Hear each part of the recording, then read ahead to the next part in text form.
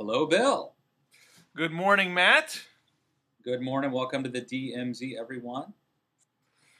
Now, if you're not on Matt's Twitter feed and you are not in the universe of cable TV pundits, you might not know that Matt shook up the entire world of TV punditry yesterday with his piece in the week, "How to Be a Cable TV Pundit," which ripped off the mystique of the seemingly glamorous life of an on-air talking head. Which it was impressive work, and basically almost every A-list pundit, and not that you're not A-list, Matt, because you are, but you're talking like Paul Begala. I'm under no illusion or delusion. Donna Brazil, Paul Begala, Matthew Dow, all these guys that do Sunday morning network TV, where we're like spot on, absolutely right. Everybody read this.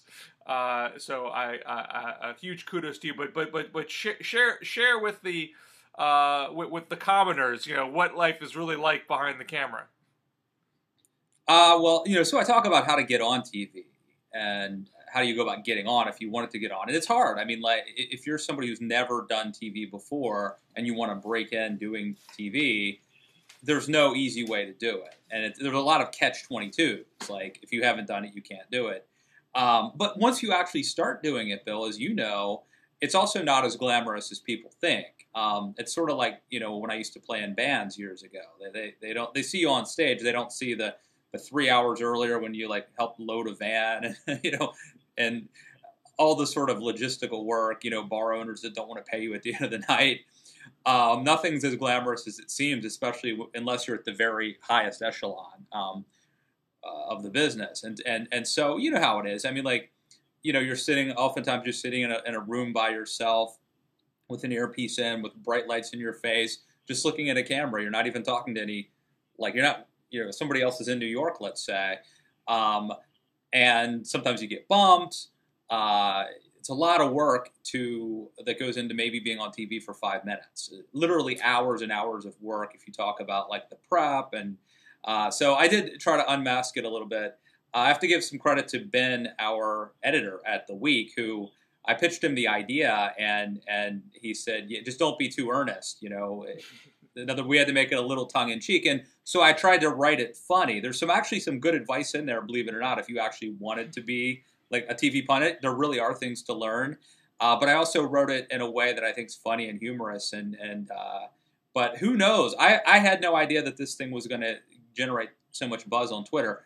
I mean, sometimes I write things that I think are going to take off and they don't, and then sometimes I don't think they will and they do. I have I still haven't been able to figure out what makes a piece go viral or catch on, and if you know, Bill, you let me know. It's like being a movie director or a TV producer. It's all just throwing stuff at the wall. No one ever really knows what the secret formula is. Yeah, I mean, I think you take chances. You try to put out a good product, and some of it's luck. I mean, I think some pieces, the right person happens to see it, and they tweet it or email it to somebody, and then But if that original person maybe hadn't seen it, it wouldn't have happened. So you throw it out into the world and see what happens. And sometimes you win, sometimes you lose, sometimes it rains. But I think in the case of in this piece, and I have a certain perspective on this because I get on TV sometimes. I'm a decidedly C-list pundit, So I'm not even part of any kind of New York or Washington D.C. Cocktail party circuit. I've never gone on because I met somebody at a party and then they called me the next day. It's never been like that. It's always been pretty random. And then in the cases when I'm not going down to a studio in New York to do it, I'm doing it outside Springfield, Massachusetts, and so I'm literally sitting in the cube farm of the local TV affiliate, just looking at the camera. You don't have like a TV screen where you're looking at the other human beings on air. You're just looking at the camera itself, and it's a very awkward, arrangement. and as you point out, often you do all this work to do this kind of inherently socially awkward conversation. You might get bummed at the last minute despite all the effort you put into it. There's an inherent indignity to the process. This that's the irony. That's the irony. And I think it's why your piece took off, because there's this fraternity of pundits, many of whom are not A-list pundits, who don't get paid to do it, or might get paid a little. So in my case, I don't get paid anything so far, and you sort of you suffer your indignity alone because everyone else thinks you're such a hotshot and full of yourself because you get to go on TV sometimes, and so I don't think anyone has ever articulated that dichotomy before, and so everybody who is in that soup was excited to have that validated and wanted to share it. Yeah, no, I agree, and it's hard to complain about something that's kind of cool. It's like. That's the problem, and surprisingly, nobody did that. Nobody wrote the "Oh, woe is me, poor Matt Lewis has to deign to go on TV." I guess we wrote it well enough that didn't happen. There are great things about it. I mean, my Uncle Paul, who's one of my favorite uncles, and he was a house painter his whole life, like not a painter, not an artist, but a house painter. And he has literally never seen me on TV until last week. He doesn't have cable TV. They were watching a black and white TV until a couple weeks ago, in fact. And he happened to be at my mom's house, and I was going to go on Aaron Burnett's show, and he saw me. And it is so awesome so like that really felt good. And I'm happy that he was able to do that. And, there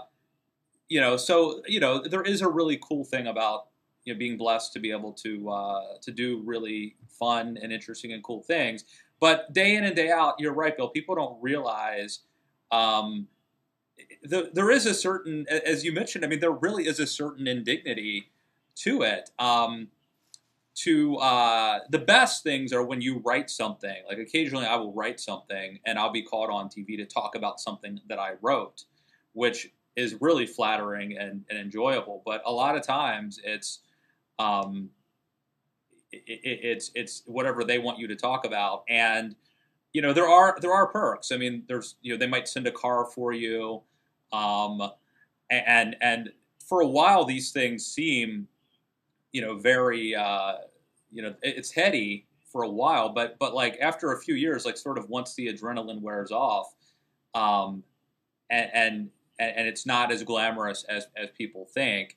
And, it is hard. I mean, this morning, I was on CNN at 6:20 this morning talking about the border crisis, and that means I basically woke up, at 4:15 this morning, and to make sure that I was actually awake. I happened to wake up before my alarm, and there's no way I was going to go back to sleep for fear of oversleeping, which is the worst. And I was on for like 5 minutes, and it was we had a good conversation, and it was a good spot. But like, I'm not going to get any phone calls from people saying how great it was, or any emails from people. It's one thing to get up at 4:30 in the morning. It's another thing to be. It's one thing to sort of be awake at 6 a.m., but to be coherent and talking about public policy is more challenging than you might think. But I think people. I mean, you kind of you kind of addressed this. I don't know if you quite. I don't know. You weren't trying to solve the puzzle. Why do people do this?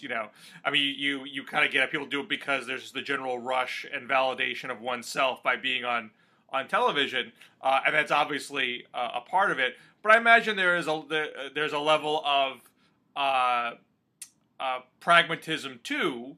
In that, I mean, maybe it's wishful pragmatism that maybe this hit Right. is going to lead to the next. It's like big doing thing. drugs. You always hope. Well, that exactly. This I mean, it is very like your first rush of heroin is so awesome, and you're chasing that fix, every single time afterwards, and never quite getting it. And my own experience is very analogous to that because I used to do Air America radio regularly back in the early days of American radio, and I got a book deal simply for being on the air. I wasn't hustling for it. It was one of those situations where I was lucky because I was in position. I happened to have been working on an idea, so I had something to say when the moment arose. But literally, a pretty major book editor emailed me after a radio appearance, and the email just was, "Bill, do you have a book deal?" That's not what usually happens when you go on TV or radio. That's a very unusual occurrence. You were. This is like you being discovered at a soda fountain in 1955, like by a modeling agency. No, you're right. But it happened once. It happened one time. So you're saying, well, maybe if I do this the next time, something really awesome is going to happen. And so you get up at 4:50 in the morning just in case. You think this is the one time, where magic's going to occur. Yeah, I mean, we're addicts to a certain extent. I mean, we're desperate, pathetic. One more hit. I mean, it's funny that they call TV hits because there is something to it. You keep hoping that this hit's going to get you there. But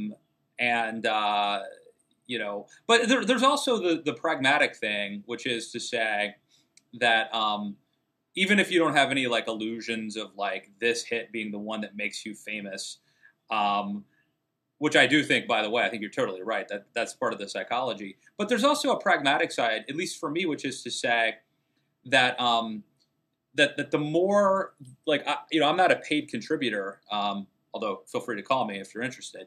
I'm not a paid contributor, but I do feel like when I go on TV and do well, that helps me get paid as a writer. Like, the more I go on TV, the more likely I am to get a job as a writer. And so, there is a sense of like, it's also a job, It's like a line from Bull Durham, where baseball is a kid's game, but it's at the end of the day, it's also a job. And so, that's what it is. But I do want to stress the thing that people don't, and I fear we're not really bringing it across here, but there is a certain indignity to being interrogated by people on TV. And to being subject to being bumped. In my case, it happened one time when there was I think it was a mountain lion or something on the loose in a neighborhood in San Diego. And I was about to talk about something, I don't remember what it was, but I'm guessing it was probably about like foreign policy or something pretty serious. And like, we're going live now to the San Diego neighborhood where this mountain lion is roaming. So those things basically happen. Saying your thoughts are less important to society than this loose animal. Yes. I mean, look, if it was a car chase, I would at least understand. But a mountain lion? Come on. I remember sitting in the chair for a very long time right when the George Zimmerman trial was just beginning. And the cable stations hadn't quite grasped how big this was going to blow up and how crazy that trial was going to be. And they were airing the trial live, and I was sitting in the chair, and it was like, we're going to hold you for 5 more minutes, 5 minutes, 5 minutes. And they're like, this is just too wild. We got to go. Yeah. You know what's funny here's what the producers say too.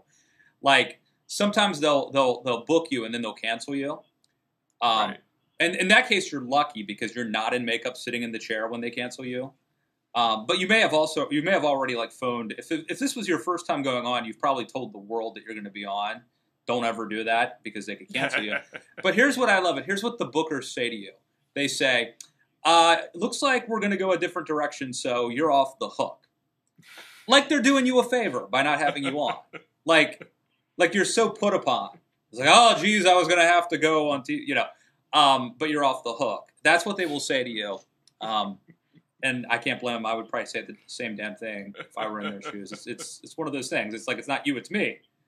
But anyway, Bill, speaking of people who've been blowing up this week, it's not just my Twitter feed. It's Weird Al Yankovic. True. Who knew this? Talk about a comeback. I reject that characterization. He never left. True. How did this happen? And for the kids out there who don't know who Weird Al Yankovic is, who is Weird Al Yankovic? Well, as you may know, Matt, I have a song parody CD, in my catalog. Yes, how do people get that if they wanted to purchase that? That's a deep dark secret now. You might have to you might have to go through some back channels to find that. Is it true that your name was Billy Bananas? That was or Pancakes? I'm not going to speak to what other people may have done with certain names. That is that's a discussion for another time. Billy Waffles, I think was your name. People frantically Googling Billy Waffles. But I've always been a observer of the Weird Al Yankovic career. Now, literally, this year is the 35th anniversary of My Bologna. That's like the My Sharona takeoff. From the My Sharona. That's okay. The first one he did, recorded in a bathroom, in a college bathroom, with himself and his accordion, like stamping on the floor, and that shot at the top of the Dr. Demento radio show charts, and the career was born. So he's been doing this for 35 years. That is a very, very long career for an artist of any sort. So you immediately have to respect the career longevity. You forget this Derek Jeter respect business. What was he, 20 years? It's 35 years, buddy. And he's done it in part because he gets sort of knocked for always doing food bits. But he has been more, the career has evolved in subtle ways over the years where he managed to stay culturally relevant. One of the easy parts is to sort of find what's sort of in the top 40, what the song to parody that's hot right now. Yeah. Well, some of it is also probably, in a way, demeaning as well, you'd have to say. There's another parallel here, right? That Weird Al Yankovic, to become famous, has had to be whatever I'm trying to say here. He is willing to poke a little fun at himself. Oh, absolutely. But I think what's more interesting, there are a couple things that he's done that sort of have kept him culturally relevant. One, he was able to transition to rap. And if you want to do like a joke rap, you still have to have some actual rap skills, or it just sounds totally awful. And he had enough flexibility to adapt to the mediums that were hot right now. He wasn't just going to be, Adam Sandler just does him and a guitar when he does a goof song. He doesn't really do anything else besides that. And Weird Al can really parody any kind of song medium and put his stamp on it. And I think it's a little harder than it looks. And the other thing is that people might not realize that he learned to produce his own videos. And so the video styles that he does have changed over time.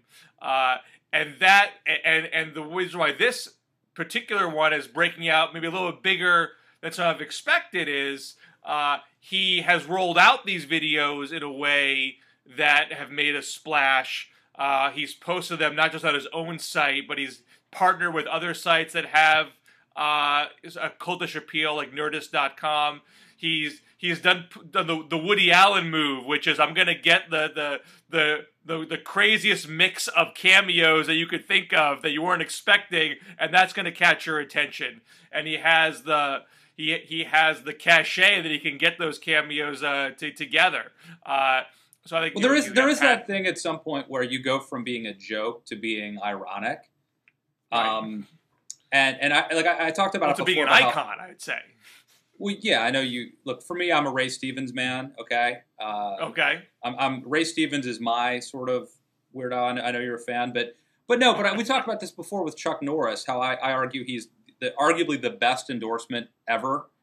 And Mike Huckabee, of course, used him and he's brilliant because people who sincerely and earnestly like Chuck Norris want to get a picture with him, and then hipsters or people who think that Chuck Norris is just ironic want to get a picture with him. So he like checks off all the, you could be like a redneck or like someone living in like, I don't know, Soho or something, or Tribeca, and want to get a picture with Chuck Norris. And I feel like Weird Al Yankovic is probably like gotten to that point now where people, like, whether it's because they actually revere him as an icon or they just think it's funny, like he's, like he was on Different Strokes or something, that it's like nostalgic. But in any event, like, that's a revenue stream. Like, whether people are like being a part of your project because they respect you or because they think it's funny, it really doesn't matter if you're Weird Al Yankovic. It's a pretty good space to be in. But I think that only gets you so far. You still have to deliver with the goods. Yeah. And I think he did the parody of Blurred Lines with Word Crimes. He did Tacky off of Pharrell's Happy, but both of those were they're very dense, very fast paced, sort of lots of jokes being thrown at you, one after the other. That you kind of want to listen to it 2 or 3 times to make sure you caught them all. So the fact that he was still kind of performing at that rapid fire level, the nostalgia might get you 5 seconds, the cameos might get you another 5 seconds, then you got to deliver. Also, just kind of a lame throwaway, right? And the good thing too about what he's doing is I see another parallel with being like a columnist, which is to say, on one hand you could say, Matt Lewis, he just has these shticks, right? Like these things he keeps writing about over and over and over again. But you tie them to what's happening in the news today, and they stay relevant. So you could have somebody who's a columnist who writes for decades because the news keeps changing, and you're always applying things to the news. And so I think that in a way, a musician who does parodies might have a longer shelf life if they can adapt, if they're talented enough, than someone who's a traditional musician. And the hard thing that I've found as someone who's tried to break into this business is there seems to be, very little room. There's room for like one Tom Lehrer at a time. You had Alan Sherman. I think you had Tom Lehrer. Then you had Alan Sherman. Then you had Weird Al, and Weird Al sort of hogged it for 35 years. And so, there's only so much parody people want in a given span of time. So I think it does allow for a lot of career longevity, so long as you can adapt with the times. Yeah. But you also have a world now where people like Jimmy Fallon are getting in on the act and doing a lot of parody stuff on his own show as well. Yeah, I mean, he does like Bob Dylan impressions, and he has the videos where they turn Brian Williams into a hip hopper with a lot of splicing. There's different ways to parody, but sort of like the straight up, I'm taking your song and putting different words to it type of parody.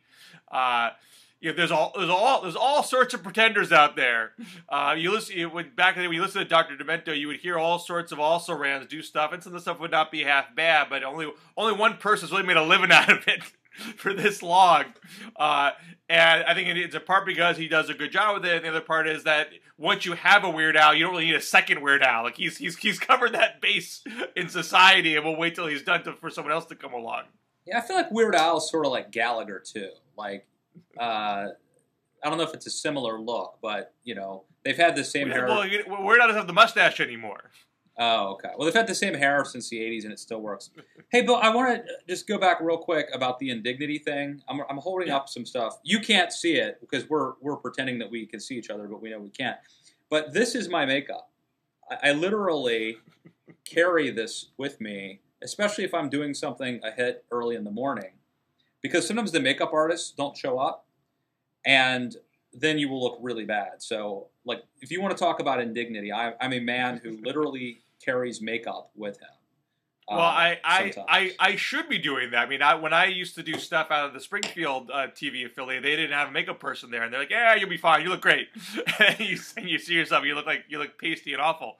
And then when I've gone down to New York, you need makeup. Everybody, we all need makeup. We don't wear it for this show, but when people have seen me do a New York in studio show and they think I'm so awesome, it's 50% of it simply because I look put together because of the makeup, which I do not have right now, for example. This is what I really look like. But those are some of the indignity. Those are some of the one time I did Elliot Spitzer's current TV show, and I was vacationing on Long Island, and I had to go to a studio on Long Island that was just like, a box, no network people there. It's a private studio that gets rented out by affiliates. And there's one guy that he said, "There's the makeup. Feel free to put it on if you want." And if you know me, I'm not a capable person with my hands, so that was a big risk to put it on myself. But I had a makeup artist tell me what kind I needed to get for my skin tone, and there's like a number.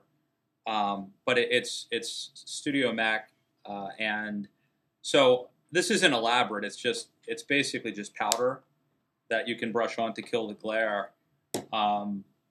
So anyway, that's what I have, and it's pathetic and sad, I know. Well, yeah, I will call you Pajama Boy from now on. Yes. Should we talk some actual politics before our hour is out? What's that? Should we talk some actual politics? We can. Let's do it. What do you want to talk about? I should have a piece in Politico before the week is out, talking about the Elizabeth Warren phenomenon. As you might have read, the Ready for Warren group had launched a website and a petition drive this week to encourage her to run. She's going to be speaking at Netroots Nation, the progressive blogger conference, which begins today, Thursday. Like Joe Biden is speaking later today. I forget which day Elizabeth speaks. And she's also going to be stepping for the Michigan Democratic Senate candidate because the Netroots Nation conference is in Detroit right now.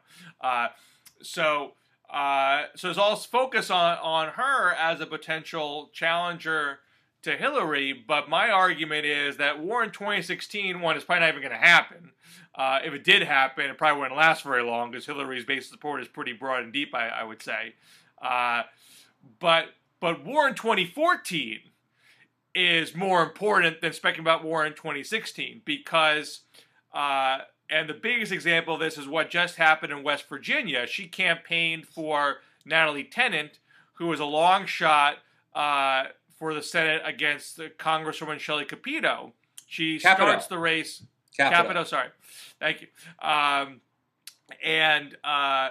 Warren, Tennant starts 10 points down versus Capito. This is a red state presidentially. Obama's deeply unpopular, because of his stance on coal and on guns. Democrats out-register Republicans in West Virginia, but these are a very specific conservative breed of Democrat. And Capito has ties to West Virginia. She's been congressman for a long time. Her father was governor. So she starts off with a lot of advantages. But Warren goes down there.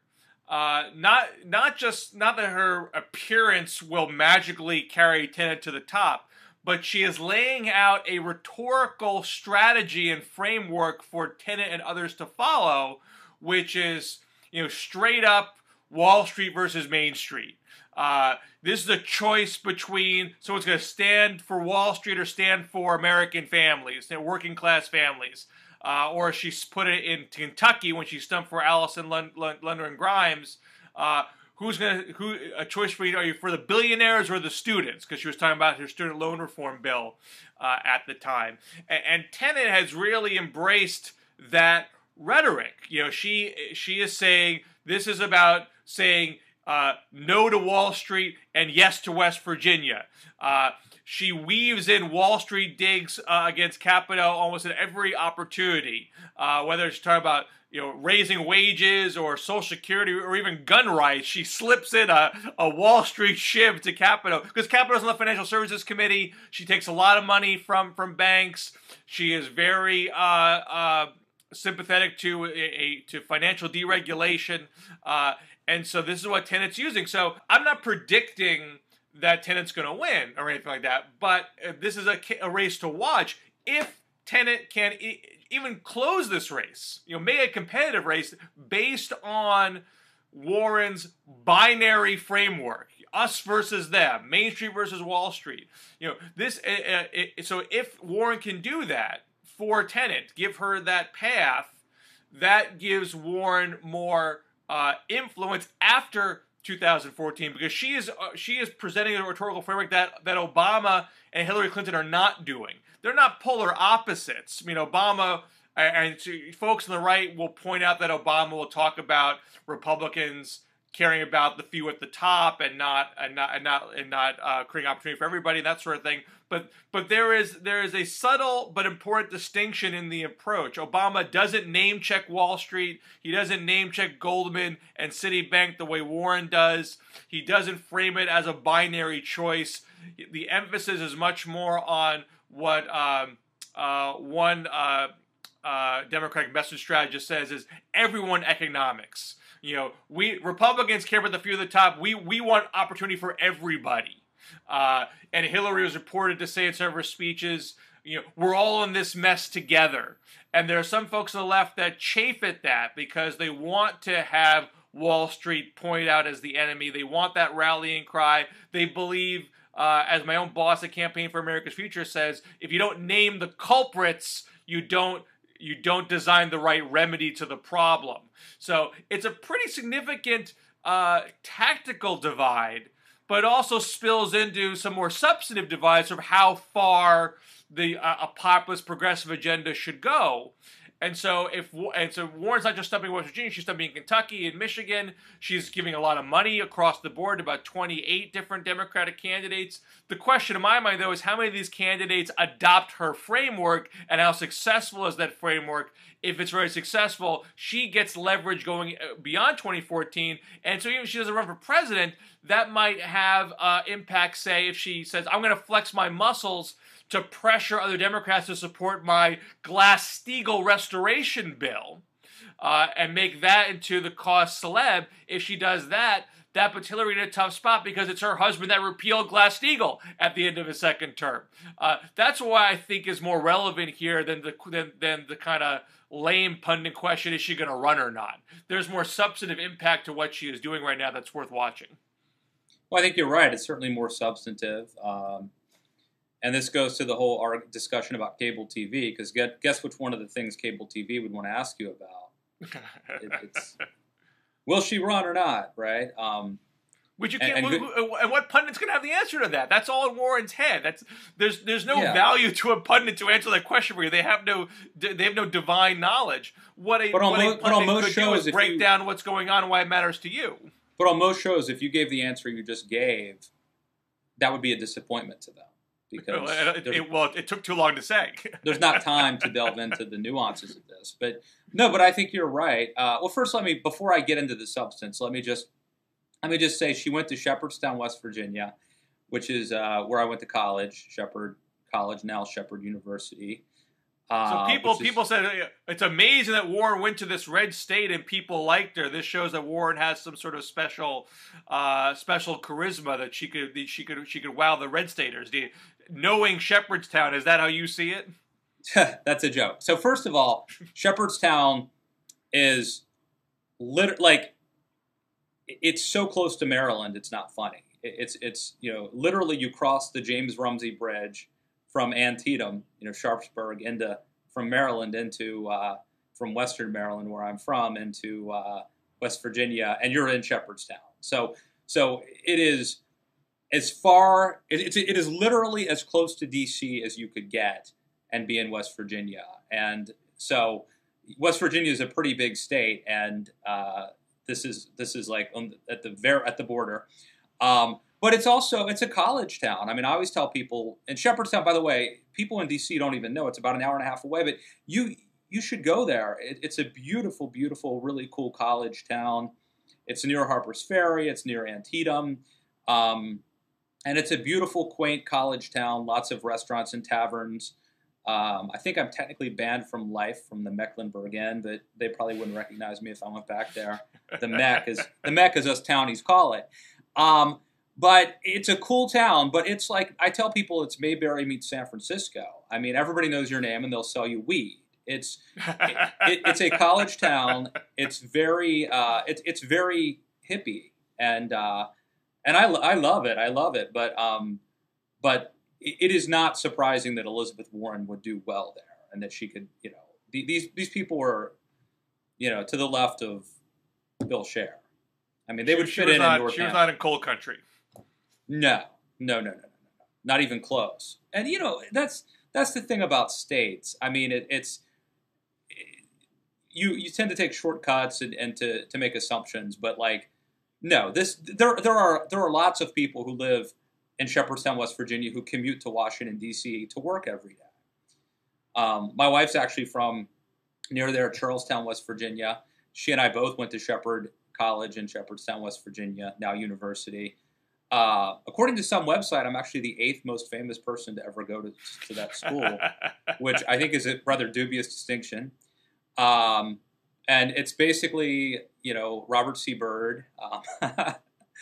There probably because of him, or it's still there. It's been around for a long, long time. It was originally a teacher's college. But to answer your question, culturally, it's nothing like the rest of West Virginia at all. Now, but West Virginia, while voting for, McCain and Romney, and never supporting Obama, whether in the general election or in the 2008 primary, still elects Democratic governors, still elects Democratic senators who have a mix of love of coal, love of guns, but are economic populists. I mean, does it still strike you as plausible that the anti-Wall Street message would have a lot of traction in West Virginia? No, I think that it would have a lot of resonance in West Virginia. I mean, I think that if you're a Democrat running, you want to take that populist mantle, because it's culturally conservative. The state, not Shepherdstown, the state. They cling to their God and guns, but they probably wouldn't like Mitt Romney a whole lot. You know what I mean? Because he reminds me of the guy who fired their father, to paraphrase something Mike Huckabee said years ago. So that's the way to do it. Yeah. Now, it's not going to be enough for Natalie Tennant to beat Shelley Moore Capito, because Capito is well, frankly, I'm not a huge fan, but she has a name. Her father was the governor. Shelley Moore Capito.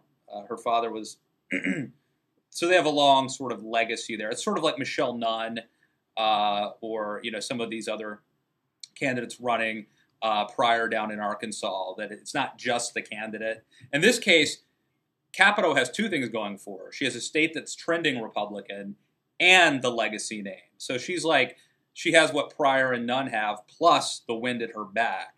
So I think she's in fine shape. By the way, Bill, not that this show's always just about me, but there is another interesting thing happening in West Virginia that I should mention, which is, I think, interesting, is that when I left Shepherd College in West Virginia, I was aimless and I had no idea what I was going to do. And I ended up managing a fast food restaurant called Roy Rogers in West Virginia. And it's a great company, but it just wasn't my calling, and I was not happy.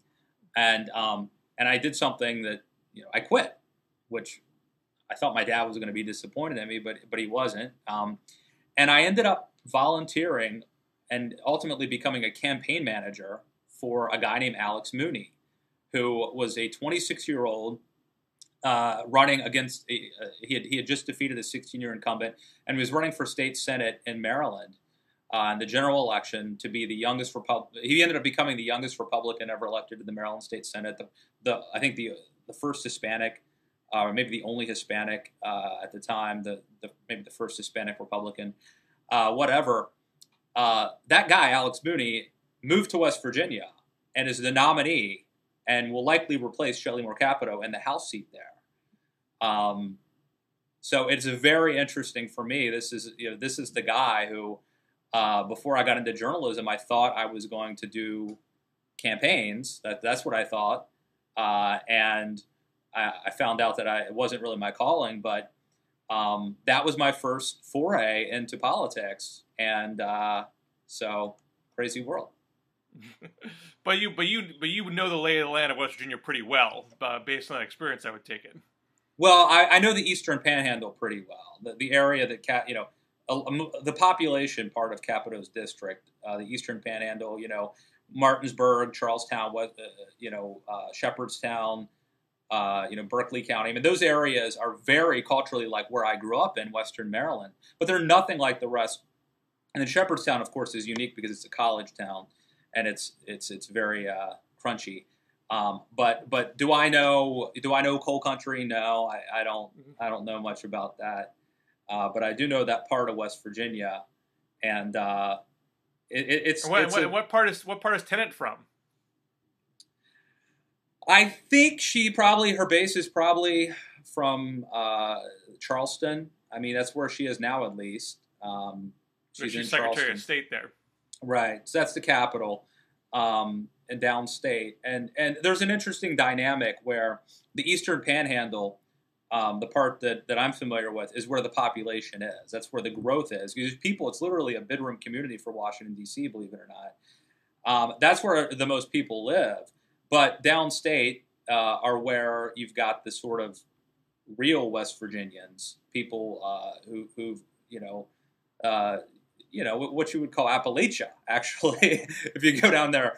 And that's the wild, wonderful mountain mama, take me home country roads part of West Virginia. And there's a tension there. Now, Capito's fine because she has sort of the credibility, her dad being the governor of the state. So Capito has some credentials in the sort of real West Virginia, as well as she'll do well in the Eastern Panhandle, which tends to be Republican. But look, I think Tennant could have been a very attractive candidate. I just think that Capito is an extremely difficult Republican for somebody to beat in this year. Right. And I don't think it's fair to put on Warren, unless Tennant, beats Capito, that means that her message is worthless. Yeah. But I think if she can make a 10-point race into a 3-point race, I mean I think that would say something. And I think this messaging would play very well. I mean, again, the way to beat a Republican in West Virginia statewide is to sort of hug them on the cultural issues and then attack them on being in bed with Wall Street, being sort of Mitt Romney, and that's the way to win. And I think if Tennant does that, and that's essentially I think what Elizabeth Warren would recommend as well. If she does that, sort of plays up the populist angle, then she can probably close the gap. And look, I think this is the gamble for the Democratic Party. I mean, right now they don't, they're almost. It's almost this, Elizabeth Warren is almost proposing it's a solution in need of a problem. So on one hand, the Democrats are doing so well nationally, and they have these demographic trends going their direction that you could almost say, why shake up anything? Just be a more competent, better governing party than the Republicans. And I think what Elizabeth Warren is instead arguing is, no, we need to really brand ourselves as the populist party and double down on this message. And the question is, is that the smart move to do when you're already winning? Well, there are internal debates on this question going on right now, and there's a divide between the Obama message, which is the economy has gotten better over the last 5.5 years. We still have a lot more work to do, but we've put ourselves on a better path because of the various investments and regulations that I have done. Now let's keep that ball moving forward by investing in infrastructure and expanding universal pre-K and investing in more clean energy and things of that nature. There is a different school of thought, which is everything's still extremely awful and will likely get more awful because we haven't addressed what's fundamentally rotten Wall Street reform hasn't gone nearly far enough. Their recklessness still puts the entire economy at risk. You still have this huge inequality, and that requires revamping the tax code to tax wealth more aggressively. The trade strategy still puts us at an extreme disadvantage to other countries that are who do more direct investment and facilitate cheap labor, and so that needs to be reworked. So unless you do these big things, the people in the Democratic base who have not reaped the benefits of whatever recovery has occurred, their stock is going to get worse, and they're going to turn on Democrats. They will, even if demographically they're more sympathetic to them, maybe they don't go Republican, maybe they stay home, but that hurts Democrats electorally unless they go farther and more bold in their economic proposal. So that's what's underlying the subtle rhetorical differences between where Warren and Obama and Hillary are right now. And I don't think you can argue who's right in the short run or the long run until you get to that point, because the economy is not an easy thing to predict. Maybe the economy looks really rosy in 2016 more than it does today. Maybe really the kind of picks up steam. Maybe it falls back into a fresh recession. That's the kind of stuff that you don't know, and so you don't know which camp is going to have the upper hand 2 years from now. Yeah, if it were me, I would go the Elizabeth Warren route because I think for two reasons. One, you've got to keep. You can't rest on your laurels. What is the analogy that a shark always has to swim? And I also think we don't know how much. We still don't really know how much of the Democrats' success is because of Barack Obama being a very unique and talented and attractive politician, despite all the scandals and his popularity today. On the ballot, we don't know how well they do when he's not on the ballot, really. And I suspect that Democrats, because of changing cultural opinions and because of changing demographics, that Democrats are clearly better off today than they were before Obama came on the scene. But it's still not clear how much of their success is due to this sort of cult of personality. And so the idea that you can just sort of rest on your laurels and coast without Obama being on the top of the ticket seems to be a risky idea. Now, the problem is that this is not without a price as well. You start going after Wall Street and talking populist rhetoric too much, that could have some obvious financial consequences.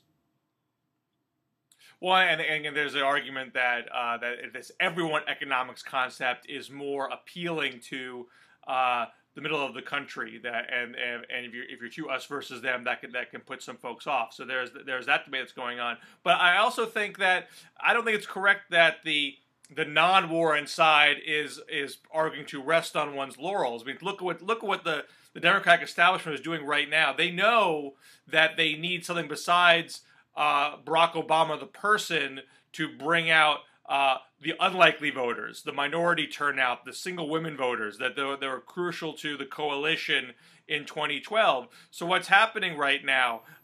You're going to see a big push on immigration, likely after Obama does his executive order. You're seeing a big push after the Hobby Lobby decision. Democrats just put up a bill to expand contraception coverage to those employers citing religious exceptions that Republicans filibustered. That's designed to get single women to turn out in higher numbers. So they know they need something besides Obama himself, really from this point forward, because he's not on the ballot anymore. There's just more than one way perhaps one can do that. Is it on some of these cultural issues? Or is it on bread and butter populist economic issues, or is that necessarily even in either or? That's what's going on right now. And immigration, of course, is getting more and more in the news because not only is Obama still expected to do this executive order, in a month, he's doing it alongside this influx of child migrants from Central America, which is splitting both parties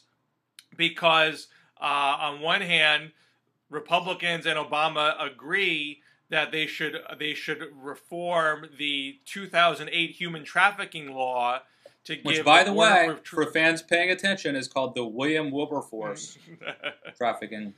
Right. Something. You named your child after the human trafficking law, correct? That was the point.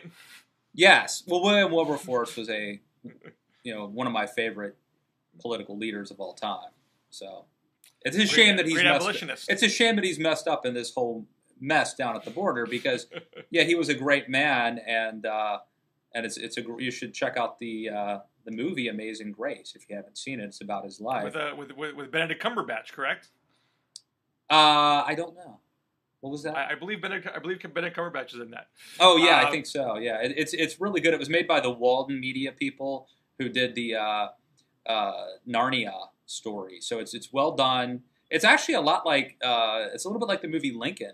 In fact, when I saw Lincoln, which came later, the sort of horse trading and parliamentary maneuvering that went on reminded me a lot of the Wilberforce Amazing Grace movie. But look, the fact that they used his name is indicative. This 2008 bill was a very well-meaning bill that was attempting to be very humane and compassionate. But I think that obviously they didn't count on the amount, the number of whether you want to call them illegals or refugees flooding the border that would have to be sort of go through this process before they could be returned. Well, I mean, I think there's a lot of smoke around this whole issue. I want to do my best to try to clarify it. So the 2008 law is designed to give children protection from human trafficking. And they said, okay, if you got an unaccompanied minor coming across the border, if they're coming from a contiguous country, Mexico or Canada, it's logistically easier for the Border Patrol to arrange their return to their families. And therefore, let's have an expedited process for doing that. But if they're coming from a non-contiguous country, like in Central America, you can't just put the kid on a plane and send him home. It's not as simple to get that person back to where they came from. And so the law says in that case, Health and Human Services has to provide housing and care and give them some legal guidance to let them know what their options are, which effectively, it doesn't literally mandate it, but it effectively puts them on a path for formal judicial review before an immigration judge, and that's a bit of a protracted process. And so the kids end up staying for an indefinite period of time. And so there was just a logistical rationale for the law in 2008, on top of the fact there weren't that many kids coming from non-contiguous countries. So there was an expectation that the court system wouldn't be able to handle the number of cases. And now, because you have all this drug violence going on, and there's also the argument that Obama's executive order, whetted people's appetite, thinking they would be easy to stay here. Some combination of those factors has spiked the number, and now they can't process the cases and find proper housing and care for the kids in a rapid way. So that's the nuts and bolts issue. And so what the House Republicans are saying, what Obama is saying is, let's change the law so the Border Patrol has the same discretion to send kids back without going through the HHS process and the effective judicial review. Let's have the same discretion for the Border Patrol for the non-contiguous countries as the contiguous countries. And the immigration advocates feel this is going to deny kids proper review. I understand that concern. And I even believe that, and someone correct me if I'm wrong, I believe that the Border Patrol can't necessarily force the kids back. If the kid says, I want to stay, the Border Patrol would say, okay. The kid still has some voluntary rights to plead for formal review. But the immigrant advocate argument is that a child's not going to know enough to be able to make that call. And so in practicality, they could get sent back maybe when they shouldn't get sent back. But to me, this is, I'm about to talk to these French students here coming in. And the line from, Tocqueville, was on my mind today. By the way, I toured. My mom's in town. I toured Mount Vernon yesterday, which is near my house and which I hardly ever get to. And I don't think I knew this, that Lafayette gave Washington the key, literally the key to the Bastille is in Mount Vernon. And it's hung up. And we just had Bastille Day. So a lot of timeliness. But there's the line, America is great because she is good. And to me, a good nation, if people are coming out of desperation, fleeing oppression, it's very appropriate that we can at least vet and find out why. Are these refugees? Are their lives in grave danger if we return them, or not? Are they just illegal immigrants? I do wonder how bad would things have to be for me to be willing to send my children, to another country. I suspect pretty bad.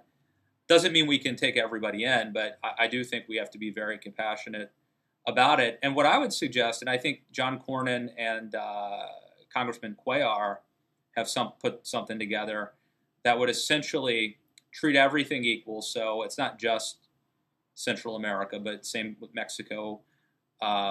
Would be, if you're from Mexico, you'd be eligible for this process, but also would expedite it. I mean, you can't have a situation where people are spending months and years waiting to find out.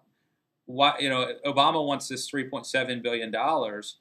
Why don't we put some of that toward sending the National Guard to the border? And why don't we put some of that toward funding immigration judges who can much more rapidly make these decisions and decide. I thought some of the Obama money was towards that. I thought that was part of it. Yeah, I guess my point is, they're spending money on education for these folks, which implies they're going to be here for years. And then they're spending money on lawyers and immigration judges, which implies we're going to come to a denouement, which I think we need to do. Like, on one hand, if you're a refugee and you're really fleeing something, whether it's political or whatever, we need to allow you to stay. And I think that's appropriate and humane. On the other hand, if you're not, we actually need to pretty quickly start deporting people so that folks at home see it's a bad idea to pay some coyote $5,000 through this incredibly dangerous trek to have my kids sent back. So, what I find ironic about do you want to finish your point? Well, no, to me, that's just the common sense solution. As I think we should honor the spirit of the William Wilberforce law, but also expedite the process.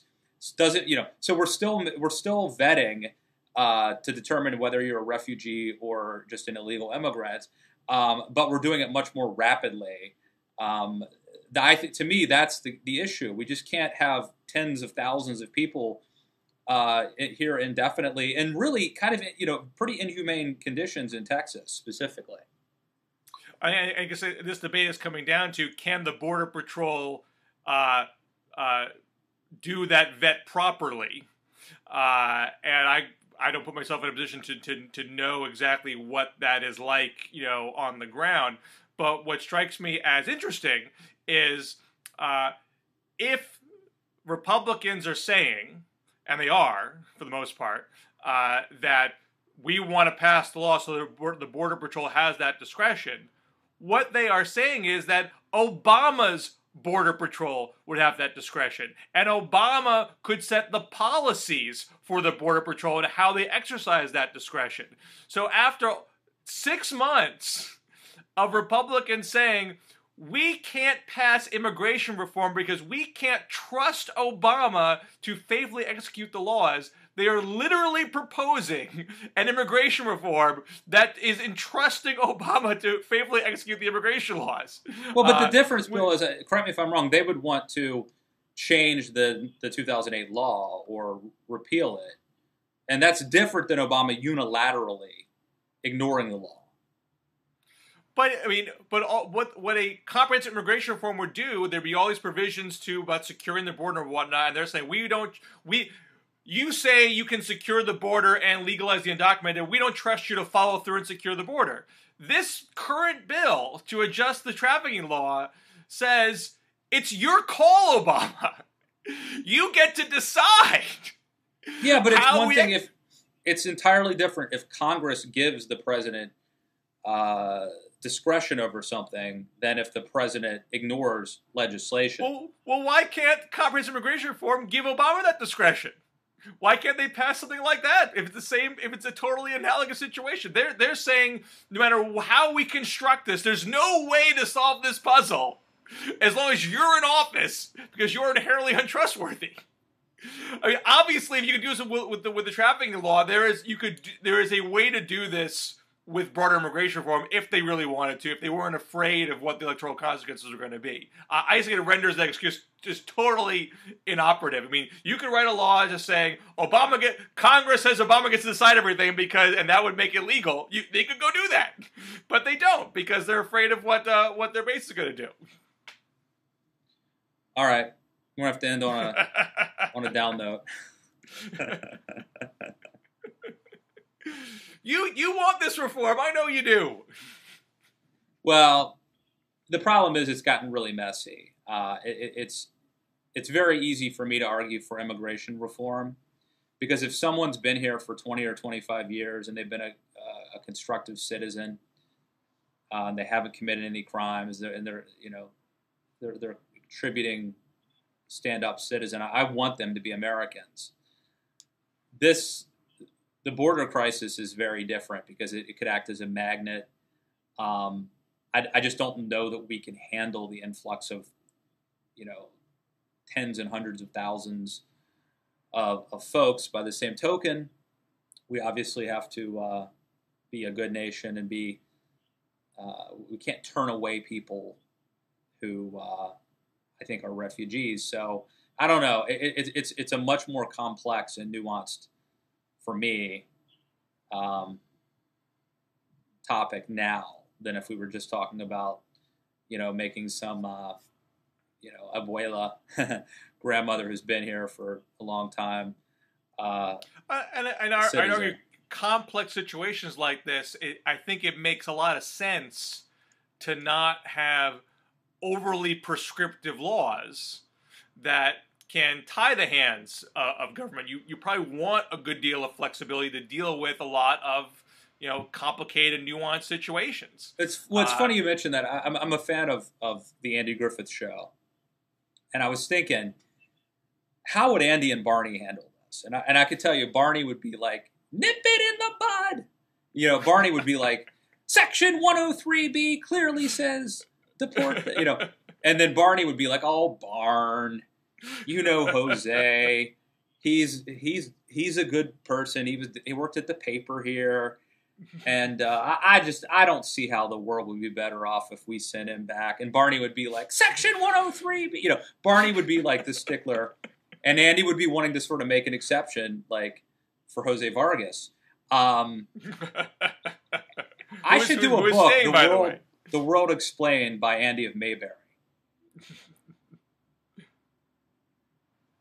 Should we leave it on that? Is that a better note to leave it on? That's a good note. Andy doesn't carry a gun, but he can get one if he needs one. So he can be tough on crime. Also, Andy, not wedded to the letter of the law, but common sense, takes each issue sort of at an ad hoc basis.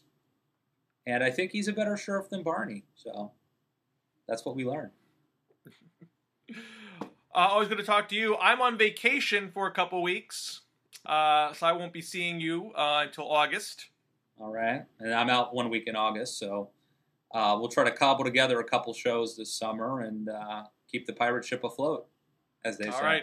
All right. See you later. Have fun on vacay. Thank you. Talk to you soon.